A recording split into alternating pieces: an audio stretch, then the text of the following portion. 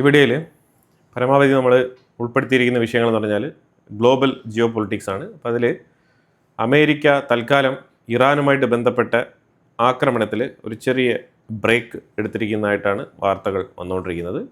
പ്രത്യേകിച്ച് അമേരിക്കയുടെ ഉള്ളിൽ യു കെയുടെ നേതൃത്വത്തിലും യു കെയുടെ ഡിഫൻസ് സെക്രട്ടറി അതേപോലെ തന്നെ അമേരിക്കയുടെ വാർ സെക്രട്ടറി പീറ്റർ ഹെഗ്സെത്തുമായിട്ട് നാളെ ഒരു മീറ്റിംഗ് സംഘടിപ്പിച്ചിട്ടുണ്ട്.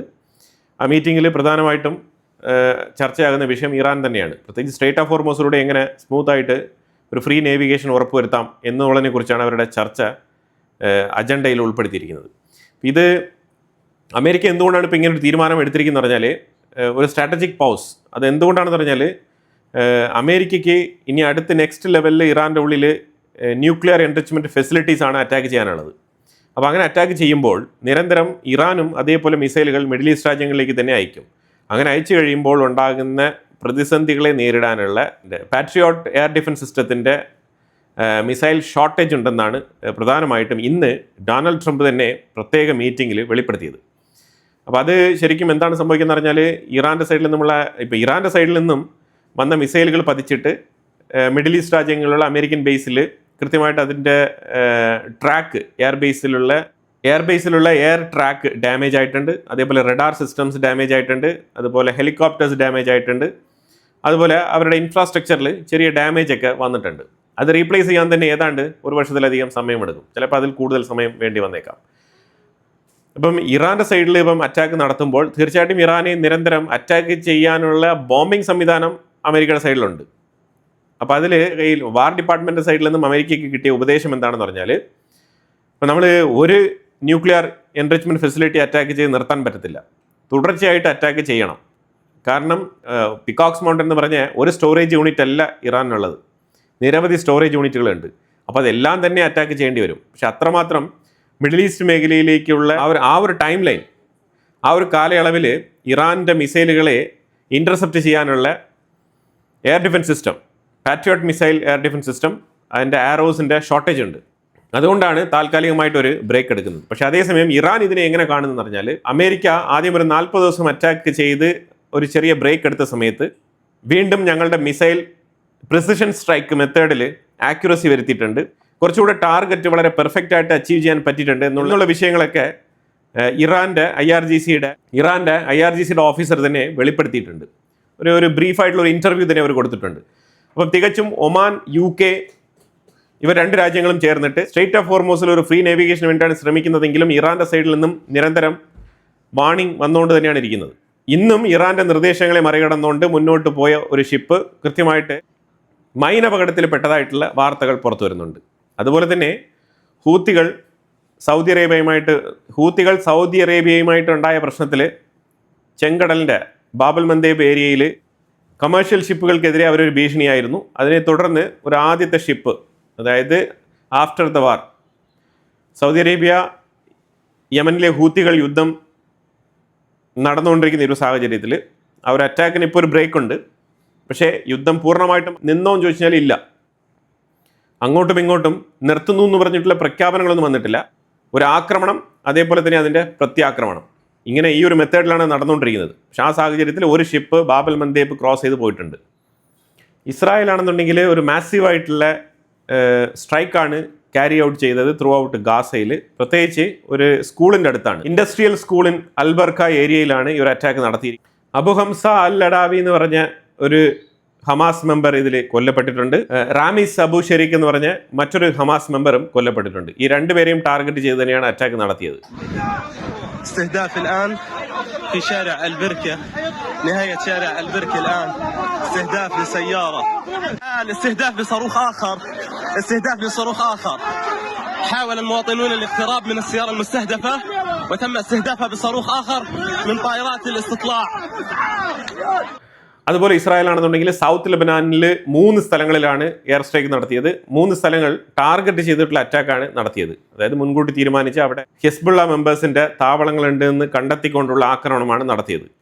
സൗത്ത് ലെബനാൻ ടൗണിലും അതേപോലെ തന്നെ ഐത്രാവു എന്ന് പറഞ്ഞ സ്ഥലത്തും മെയ്സ് അൽ ജബൽ എന്ന് പറഞ്ഞ ഒരു മൗണ്ടൻ ഏരിയയിലുമാണ് അറ്റാക്ക് നടത്തിയിരിക്കുന്നത്. ഇത്തരം 3 സ്ഥലങ്ങളാണ് അവർ ടാർഗറ്റ് ചെയ്തത്. അതുപോലെ തന്നെ അൽ തിരി എന്ന് പറഞ്ഞിട്ട് ബിന്ത് ജബീലിലുള്ള ഒരു സ്ഥലത്തും ഒരു പ്രത്യേക അറ്റാക്ക് നടത്തിയിട്ടുണ്ട്. സൗത്ത് ലെബനാനിൽ അടിച്ച അടി നോർത്തേൺ ഇസ്രായേലിൻ്റെ ഭാഗങ്ങളിലെങ്ങും പ്രതിഫലിച്ചു എന്നാണ് വാർത്തയിൽ പറഞ്ഞിരിക്കുന്നത്. അത്ര എഫക്റ്റീവായിട്ടുള്ള അറ്റാക്കാണ് നടത്തിയത്. Israel prime minister Benjamin Netanyahu നാളെ വാഷിംഗ്ടൺ DC യിലെത്തും. ട്രംപിനെ കണ്ട് സംസാരിക്കുമെന്നാണ് പറഞ്ഞിരിക്കുന്നത്. അജണ്ടയിലുള്ള കാര്യങ്ങളെന്ന് പറഞ്ഞാൽ ഇറാൻ ഒരു മേജർ വിഷയമാണ്. ഇറാൻ്റെ എൻറിച്ച്മെൻറ്റ് ഫെസിലിറ്റീസ് അതുമായിട്ട് ബന്ധപ്പെട്ട് ചർച്ച നടത്തും. അതുപോലെ തന്നെ ഗാസയിൽ, പ്രത്യേകിച്ച് ഗാസയിൽ ഹമാസ് അതുമായിട്ട് ബന്ധപ്പെട്ട വിഷയത്തിൽ ചർച്ച നടത്തും. അതുപോലെ തന്നെ വെസ്റ്റ് ബാങ്കിൻ്റെ ഉള്ളിൽ ഞാൻ ഇതിന് മുമ്പ് പങ്കുവച്ച വീഡിയോയിൽ പറഞ്ഞിരുന്ന ഒരു അറബ് വില്ലേജസ്, ഇസ്രായേലിൻ്റെ സെക്യൂരിറ്റിയുടെ കീഴിൽ പ്രവർത്തിക്കുന്ന അറബ് വില്ലേജസ്, അപ്പോൾ അതിൻ്റെ ഉള്ളിൽ നടക്കുന്ന ചില വിഷയങ്ങൾ, തീവ്രവാദ പ്രവർത്തനങ്ങൾ, അവിടെ നിന്നും ഇസ്രായേലിനെതിരെ എന്താണ് ഇവർ പണിയുന്നത്, അങ്ങനെ ചില അറബ് തീവ്രവാദികളുമായിട്ട് ബന്ധപ്പെട്ട വിഷയങ്ങളുമായിട്ട് ചർച്ച ചെയ്യുമെന്നാണ് പറഞ്ഞിരിക്കുന്നത്. അതുപോലെ സിറിയയുടെ പ്രസിഡന്റ് അഹമ്മദ് അൽഷാറ പറഞ്ഞിരിക്കുന്നത് ലെബനൻ്റെ ഉള്ളിൽ ഞങ്ങൾ ഒരിക്കലും ഒരു മിലിറ്ററി ഓപ്പറേഷനുമായിട്ട് മുന്നോട്ട് പോകത്തില്ല, പക്ഷെ അതേസമയം മോറലി ലെബനൻ ഗവൺമെൻറ്റിന് വേണ്ട സപ്പോർട്ട് ഞങ്ങൾ ചെയ്യുമെന്നാണ് പറഞ്ഞിരിക്കുന്നത്. ബഹ്റൈൻ പ്രസിഡന്റും ഇസ്രായേലിൻ്റെ പ്രസിഡന്റ് ഐസക് ഹെർസഗോവും തമ്മിൽ ഒരു ടെലിഫോൺ കോൺവെർസേഷൻ നടത്തിയിട്ടുണ്ട്. ശരിക്കും നാളെ ബെഞ്ചമിൻ നെതന്യാഹു അമേരിക്ക സന്ദർശനം നടത്താനിരിക്കുന്ന സാഹചര്യത്തിൽ ഇന്ന് ബഹ്റൈനുമായിട്ട് നടത്തിയ ഒരു ചർച്ചയ്ക്ക് വലിയ പ്രാധാന്യമുണ്ട്. കാരണം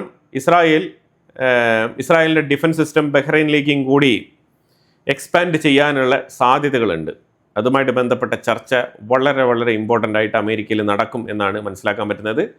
അതായത് അബ്രഹാം അക്കോർഡുമായിട്ട് ബന്ധപ്പെട്ട ഡീലിൽ സൈൻ ചെയ്യാൻ വേണ്ടിയിട്ട് ബഹ്റൈൻ തയ്യാറായേക്കും എന്നും കൂടി വാർത്തകൾ വരുന്നുണ്ട്. അതുപോലെ അബ്ബാസ് അരക്ചി SCO സബ്മിറ്റിനൊക്കെ പോയിട്ട് മടങ്ങി വന്ന സാഹചര്യത്തിൽ ഒരു ബ്രീഫ് ഇന്നലെ കൊടുത്തിട്ടുണ്ടായിരുന്നു. വലിയൊരു സ്പീച്ച് തന്നെയാണ് കൊടുത്തത്. അതിൽ ഉക്രൈൻ ശരിക്കും റഷ്യയിൽ നിന്നും ഇറാനിലേക്ക് വന്നുകൊണ്ടിരുന്ന ഒരു കപ്പലിനെതിരെ അറ്റാക്ക് നടത്തിയിട്ടുണ്ട് ബ്ലാക്ക് സീയിൽ വെച്ചിട്ട്. അപ്പോൾ അത് ശരിക്കും ഇറാന് വലിയ ബുദ്ധിമുട്ടുണ്ടായിട്ടുണ്ട്. കാരണം ഇറാന് വേണ്ട വളരെ വളരെ ക്രൂഷ്യലായിട്ടുള്ള ഒരു ഷിപ്പിംഗ് ആയിരുന്നു അത്. അതിനകത്ത് ആയുധങ്ങളുണ്ടായിരുന്നു പറയപ്പെടുന്നുണ്ട്. അതേപോലെ തന്നെ എനർജിയുമായിട്ട് ബന്ധപ്പെട്ട ട്രാൻസ്ഷിപ്മെൻ്റ് ആയിരുന്നു എന്നും കൂടി പറയുന്നുണ്ട്. പക്ഷേ ഇവിടെ പ്രത്യേകിച്ച് റഷ്യ ഉക്രൈൻ വാർ പെർസ്പെക്റ്റീവിൽ കണ്ടുകൊണ്ട് അതിനെ അറ്റാക്ക് ചെയ്തത് വലിയ ബുദ്ധിമുട്ടായി ഇറാൻ അതുമായിട്ട് ബന്ധപ്പെട്ട് ഉക്രൈന് താക്കീത് നൽകിയിട്ടുണ്ട്. ഇനി നമ്മൾ റഷ്യയും ഉക്രൈനുമായിട്ട് ബന്ധപ്പെട്ട വിഷയത്തിലേക്ക് വന്നു കഴിഞ്ഞാൽ റഷ്യ ഇന്നലെ ഉക്രൈൻ്റെ ഉള്ളിൽ തകർത്ത് വെച്ചിട്ടുള്ള ആക്രമണങ്ങളാണ് നടത്തിയത്. നിരവധി ഏരിയകളിൽ ലൊക്കേറ്റ് ചെയ്ത് അറ്റാക്ക് നടത്തിയിട്ടുണ്ട്. കീവ് നഗരം കേന്ദ്രീകരിച്ചും അറ്റാക്ക് നടത്തിയിട്ടുണ്ട്. അതുപോലെ റഷ്യ നിരവധി ഡ്രോൺ മിസൈലുകൾ അതേപോലെ ഗൈഡഡ് മിസൈലുകളൊക്കെ ഉപയോഗിച്ചിട്ടുണ്ട് ആക്രമണത്തിന് വേണ്ടിയിട്ട്. ഇത് ഒരു തീവ്രവാദ ആക്രമണമാണ് എന്നാണ് സെലൻസ്കി വിശേഷിപ്പിക്കുന്നത്. പക്ഷേ സെലൻസ്കി അങ്ങോട്ട് തിരിച്ചടിക്കുന്ന റിട്ടാലിയേഷൻ പ്രവർത്തനവും തുടർന്ന് നടക്കുന്നുണ്ട്. റഷ്യയുടെ ലോജിസ്റ്റിക്സും അതേപോലെ അമ്യൂണിഷൻസ് ഡിപ്പോ അതുപോലെ ഇൻഡസ്ട്രിയൽ ഫെസിലിറ്റീസ് ഇതെല്ലാം തന്നെ ഉക്രൈൻ ടാർഗറ്റ് ചെയ്ത് റഷ്യക്കുള്ളിൽ അറ്റാക്ക് നടത്തുന്നുണ്ട്. ഇതിൻ്റെ ഇടയ്ക്ക് റൊമാനിയ ആണെന്നുണ്ടെങ്കിൽ ഒരു താക്കീത്. അത് എന്തിനെക്കുറിച്ചാണെന്നുണ്ടെങ്കിൽ റഷ്യയുടെ ഡ്രോണുകൾ പലപ്പോഴായിട്ട് നാറ്റോയുടെ അതിർത്തി ലംഘിക്കുന്നുണ്ട്, മീൻസ് റൊമാനിയയുടെ ബോർഡറിൻ്റെ ഉള്ളിലേക്ക് കടന്നു വരുന്നുണ്ട്, അത് പാടില്ല, അതൊരു വയലേഷനാണ് എന്നുള്ള തരത്തിൽ റൊമാനിയ ഇടയ്ക്കിടയ്ക്ക് ഒരു അലാം കൊടുക്കുന്നുണ്ട് റഷ്യക്ക്. ഇടയ്ക്ക് ഒരു ബ്രേക്ക് ഉണ്ടെങ്കിലും ഇറാൻ്റെ ഉള്ളിൽ ഇടയ്ക്കിടയ്ക്ക് പൊട്ടിത്തെറികൾ സംഭവിച്ചുകൊണ്ടാണ് ഇരിക്കുന്നത്. ഇത് ഇന്നലെ ഉണ്ടായ ഒരു പൊട്ടിത്തെറിയാണ്. സൗത്ത് ഈസ്റ്റ് ഇറാൻ്റെ ഭാഗത്താണ് ഈ പൊട്ടിത്തെറി സംഭവിച്ചിരിക്കുന്നത്. ഇന്നലെ മൊസാംബിക് ഫ്ലാഗ്ഡ് ഷിപ്പിനെതിരെ അമേരിക്ക നടത്തിയ അറ്റാക്കാണിത്. ആ അറ്റാക്കിൽ ആ കപ്പൽ എന്തായാലും ഡിസേബിൾ ആയിട്ടുണ്ട്. ക്രൂ മെമ്പേഴ്സിനെയൊക്കെ രക്ഷപ്പെടുത്തിയതായിട്ട് റിപ്പോർട്ടുകളുണ്ട്.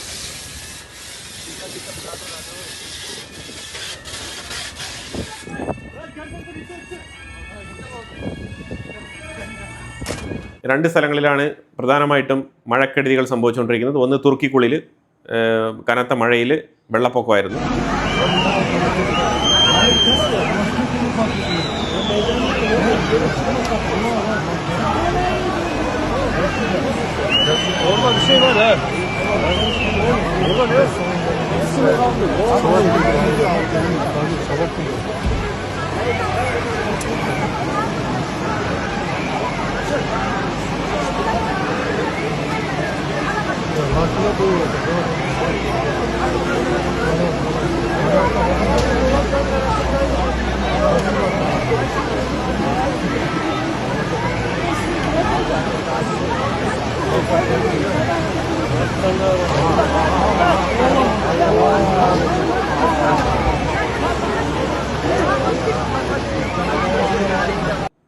അതുപോലെ തന്നെ മറ്റൊന്ന് പാകിസ്ഥാനിൽ ചെനാബ് റിവറിൽ ശരിക്കും പറഞ്ഞാൽ അളവിലധികം വെള്ളം കരകവിഞ്ഞ് ഒഴുകിക്കൊണ്ടിരിക്കുകയാണ്. അപ്പം അങ്ങനെ പാകിസ്ഥാൻ്റെ ഉള്ളിൽ നിരവധി കൃഷി സ്ഥലങ്ങൾ നശിച്ചു പോയിട്ടുണ്ട്.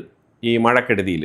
ശരിക്കും അവർക്ക് വെള്ളം വേണം എന്നാണ് അവർ നിരന്തരം ആവശ്യപ്പെട്ടുകൊണ്ടിരുന്നത്. പക്ഷേ ഈ ഒരു കാലവർഷത്തിൽ അവർക്ക് കിട്ടുന്ന വെള്ളം എന്ന് പറഞ്ഞാൽ അത് ശരിക്കും അവരെ വെള്ളപ്പൊക്കത്തിൽ ആഴ്ത്തുന്ന, അതേപോലെ തന്നെ അവരുടെ കൃഷി സ്ഥലങ്ങളെല്ലാം വെള്ളത്തിനടിയിൽ പോകുന്ന രീതിയിലുള്ള വെള്ളപ്പൊക്കമാണ് ഈ ഒരു കാലയളവിൽ ഉണ്ടാകുന്നത്. അപ്പം അതേ അപകടം എല്ലാ വർഷവും ഉണ്ടാകുന്ന ഇത്തരത്തിലുള്ള വെള്ളപ്പൊക്കം പാകിസ്ഥാനോടിൽ വീണ്ടും ഉണ്ടായിട്ടുണ്ട്. നമ്മൾ ചെനാബ് റിവറിൽ കരകവിഞ്ഞ് വെള്ളം ഒഴുകുമ്പോൾ നമുക്കൊന്നും ചെയ്യാനില്ല എന്നുള്ളതാണ്. അപ്പോൾ പാകിസ്ഥാൻ വെള്ളം ചോദിക്കാതെ തന്നെ നമ്മളിപ്പോൾ വെള്ളം കൊടുത്തുകൊണ്ടിരിക്കുകയാണ്. भाईजान तैयार थी वञो, ये बंद त्रुट गई वे दरिया करूं।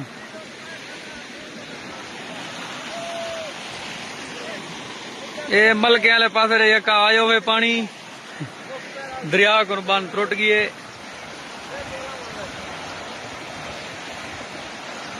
पानी की स्पीड चेक करो। അപ്പോൾ എന്തായാലും സ്ട്രെയ്റ്റ് ഓഫ് ഹോർമൂസ് വീണ്ടും ഒരു മേജർ ജിയോ പൊളിറ്റിക്കൽ കോൺഫ്ലിക്റ്റ് റീജിയനായിട്ട് തന്നെ തുടരുന്നുണ്ട്. തികച്ചും അമേരിക്ക ആക്രമണം നിർത്തിയാലും അത് തുടർന്നാലും സ്ട്രെയ്റ്റ് ഓഫ് ഹോർമൂസ് ഇപ്പോഴും ഒരു ചാലഞ്ചായിട്ട് തന്നെയാണ് മുന്നോട്ട് പോകുന്നത്. അപ്പോൾ എന്തായാലും എവറി ഡേ അതിനകത്ത് ഫർദർ ഡെവലപ്മെൻറ്റ്സ് ഉണ്ടാകുന്നുണ്ട്. അപ്പോൾ തീർച്ചയായിട്ടും ഇതുമായിട്ട് ബന്ധപ്പെട്ട അഭിപ്രായങ്ങൾ നിങ്ങൾ കമൻറ്റ് ബോക്സിൽ രേഖപ്പെടുത്തുക.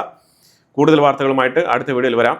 അതുപോലെ തന്നെ ഇന്ത്യയും അമേരിക്കയും തമ്മിൽ ഒരു പുതിയ 301 താരിഫ് ഇംപ്ലിമെൻറ്റ് ചെയ്തിട്ടുണ്ട്. അതുമായിട്ട് ബന്ധപ്പെട്ട വീഡിയോ ഞാൻ ഇൻസൈറ്റ്സ് മലയാളം ഗ്ലോബൽ ചാനലിൽ റിപ്പോർട്ട് ചെയ്യാം. Thank you so much.